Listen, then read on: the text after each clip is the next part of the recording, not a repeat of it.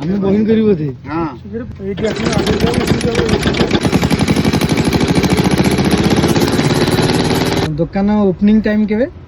সকাল 9টা বন্ধ 5টা 5টা। শীঘ্র সরিগলা ଯିବେ ଆଉ। ନା ଶୀଘ୍ର ସରିଗଲା। ଏଇଠି ତ ବିଲ କାଟିକି ଆଣୁଛି ଆଖୁ ଆଉ ପାଖରେ ବିଲ ଆଉ।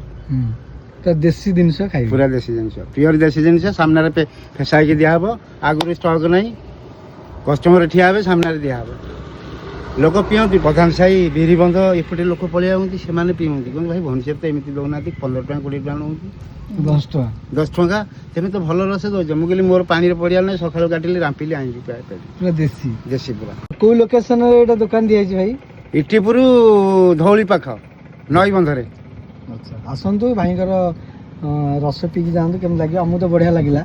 ପ୍ରାଇସ୍ ବି ଭଲ, 4 ଗ୍ଲାସକୁ 40 ଟଙ୍କା ବି ଏକ୍ସଟ୍ରା ଦେଲେ ଆମକୁ ଅଳ୍ପ।